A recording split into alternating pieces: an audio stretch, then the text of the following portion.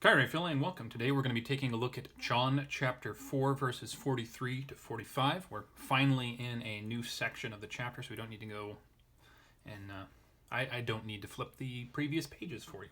Here is our rubric, everything we look for as we go through the text. Let's get started. Met de tas duo hemeras ex elthen ekenthen eisthein Galilean autos gar Jesus emarturesen hoti prophetes in te idiae patridi timen uk eke. Hote un elthen eisthein Galilean edexanto auton hoi Galileoi panta heorakotes hossa epoiesen en Hierusolymos en te heorte kai autoi gar elthon eisthein heortein. That was quite the mouthful. Very first thing we have is a prepositional phrase, and as we can see from tas, we're taking the accusative plural, which then means that meta has the meaning of afterward, showing probably time, especially since we've got hemeros right there. Our verb is ex elthen, which means our prepositional phrase ends right there. We've got epsilon nu for third person singular, and this is from erkomai, so then we know that with the lambda theta and that eta right there, we have the aorist tense of the verb, and it is of course active and indicative. And there I go using the word of course again. Sorry, try not to. So we have that, de, connecting this new section to the previous section. Meta plus accusative, hemeros, this is a feminine. We don't need that. And then duo is going to be modifying hemeros, not declining, as is normal. And after the particular 2 days, those being the days that he stayed in the Samaritan village, he came. Do we have a specific subject mentioned before the end of the verse? No, we don't, so we just say he. And it would be came out or went out.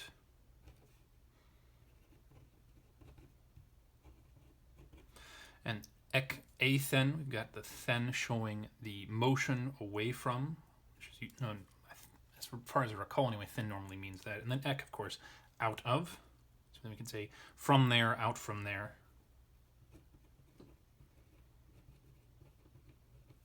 Ace, prepositional phrase, since we don't have the accent. With tein, Galilean, confirming that we have the accusative. And this is singular, feminine. Prepositional phrase ends right here, and this is showing just motion toward. Then starting with verse 14, we have gar connecting these two, but showing, in this case, the reason for him going into Galilee.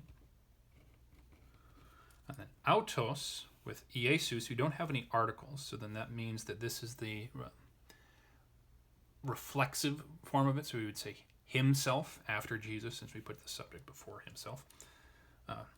Us being a normal nominative, which we've seen before, so I don't really need to say that, sorry, but nominative, singular, not very normal for these without the article. Emarturesen, we've seen this verb form before with en, eta sigma, addition to the stem and the augmenting vowel right there. Tells us that this is the third singular aorist active indicative. Same one that we saw, I think, in chapter 1, used frequently and many times since then.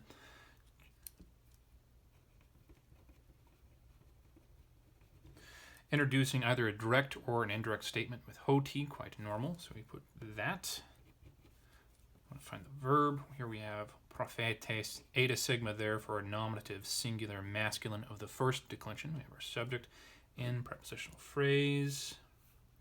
And then there is our verb, epsilon iota, third singular off of the present stem, active and indicative.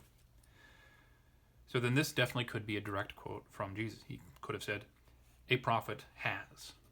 This is the exact form we would find there, exact form we would find in his actual speech, so that's most likely what we've got going on here. So I'm going to put in quotes. No article with prophet, so it's indefinite, but we don't normally put the indefinite article in there. Well then, what does the prophet have? Prepositional phrase, and here we find our direct object with the accusative eta nu, singular and feminine. Don't need that C. Uk negates the K, but since we want to keep as close to the Greek word order as possible, we're going to do the prepositional phrase beforehand. Sub iota right there matches for the case that N once, and patridi, yeah. Another iota right there, just telling us that this is also the dative. So plus date, article right there should be the primary indicator. Idia is the adjective modifying patridi. Prepositional phrase closes. This is singular, and I think it's feminine. And then idia, I think, might be the word from which we get idiot. But of course, idiot has a very different meaning these days. And this means one's own. Moving on to verse 45. Hote, we know that means win. Un, relatively common, just therefore. This would be showing the subsequent results of the previous events, which is the beginning of verse 43, or just for verse 43 as a whole. Forgot that that's there. Don't need to parse that. We've seen it enough times beforehand. Prepositional phrase, eta nu, alpha nu right there. Into the prepositional phrases, we have a verb right there. I don't think we need to parse this either. Seen it enough times before, and the use of ace.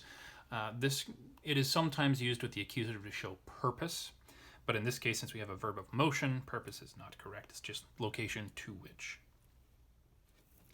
And then our next verse, we have edexanto. Interesting that we have the verb at the very beginning.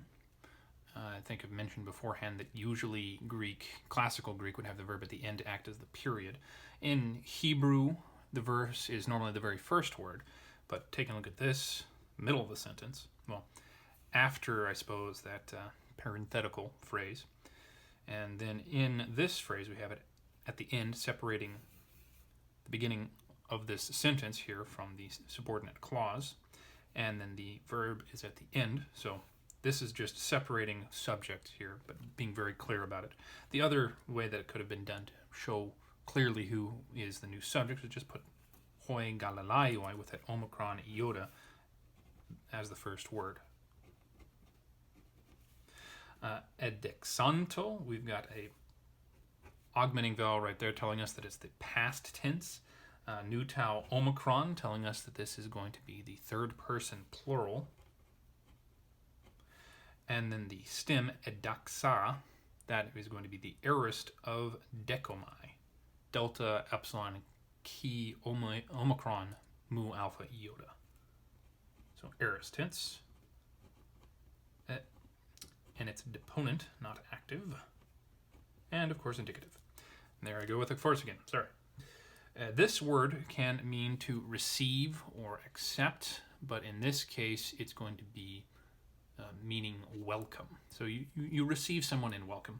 Works the same way in English. But subject, hoi galalaioi. I'm going to move that to the beginning for English's sake. And then auton omicron nu as our direct object of edexanto. Panta, we already have a direct object for edexanto, so panta must be going with something else. It's the wrong form to be modifying galalaioi and auton, so something else must be going on. And we see with heirakotes, we have a participle.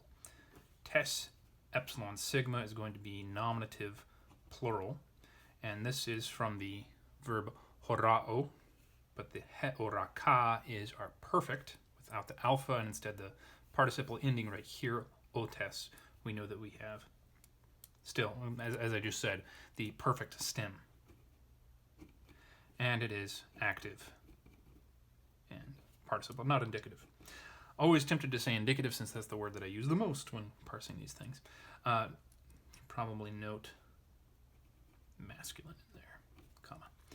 So then the galalaioi are having seen. With the perfect tense, we know it's prior to the main verb, so they welcomed him because prior they had seen, direct object, and panta. Hello, Phrygius. But panta, with that alpha right there, is going to be accusative, plural, neuter, modifying hosa. Well, that was weird. Okay. Hosa. However, we're going to translate them somewhat apart from each other. Hosa can mean how much, how many, or as much as many as. And we know that panta, from the rest of the context of the verse, which we'll get to momentarily, is going to be talking about his miracles. So then hosa would be not how much miracles, but how many miracles. Having seen all things, as many as epoiesen, epsilon nu, augmenting vowel, eta sigma, aorist tense, don't really need to parse that. So either it's how much, all things, how much he did, or how as much as, not as much as, gosh, my brain is scrambled. There's a strange ticking coming from the stairwell. A little creepy. Re-scramble brain.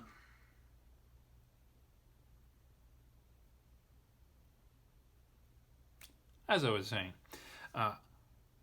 as many as he did, or how many he did. I think either of those really works. So, all things. And then N, prepositional phrase.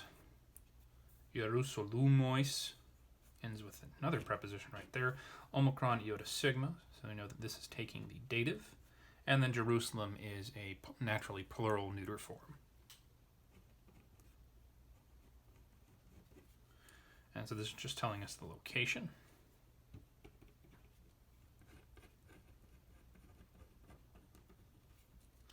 En te heorat, there's no alpha in there. En te heorte, kai, wrong form right there, so prepositional phrase must end. Comma is correct, as the editors have put in. This one is also taking the dative, and this one is also singular, but not also singular. It is singular and feminine. We know from the article and from the ending right there.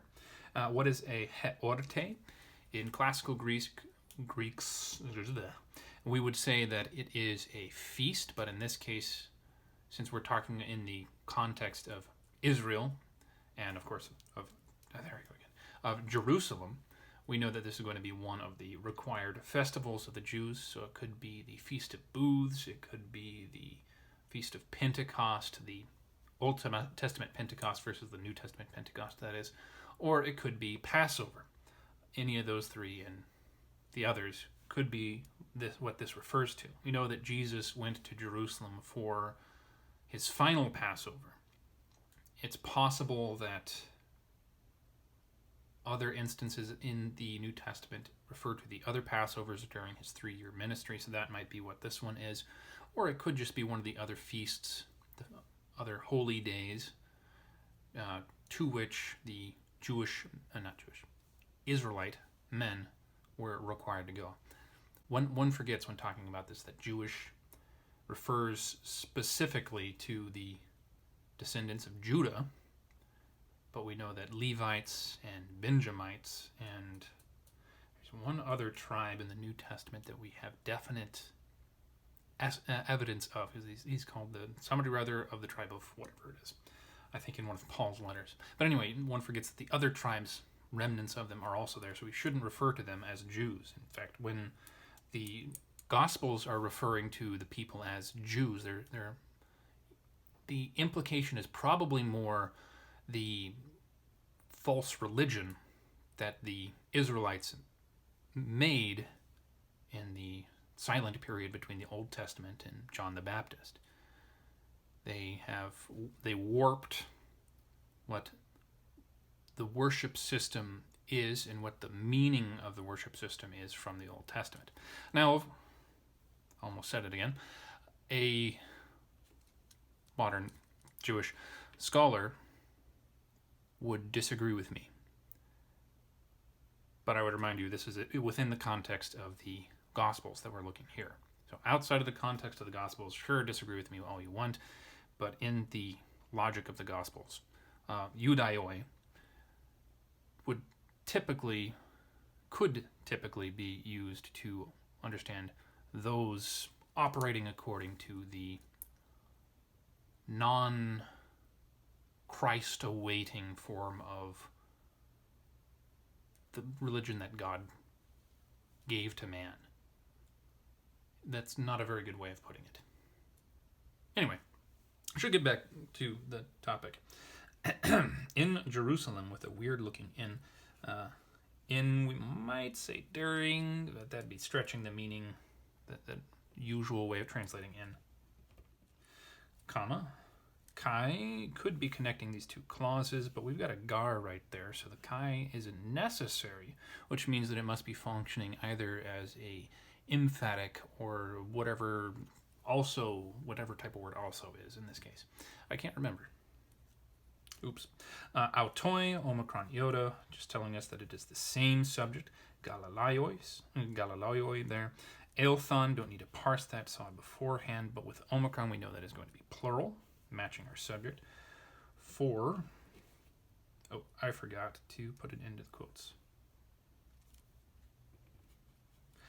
For, also, they being the Galileans, came, ace prepositional phrase, anu plus accusative. Don't need to go any farther than that. Ace could be showing purpose, but since we've got a verb of motion again, just be location to which. And there we have it. Let's take a look at it from the beginning. And after the 2 days, he went out from there into the Galilee. For Jesus himself witnessed that prophet in his own fatherland does not have honor. When therefore he came into the Galilee, the Galileans welcomed him, having seen all things as many as he did in Jerusalem in the feast. For also they came to the feast, and naturally would have seen what he did. Well, thank you very much for taking a look at this. I hope seeing it has been helpful for you, and sorry for my rant there and for my overuse of... I've now forgotten. I hope it stays that way. Well, have a very good day.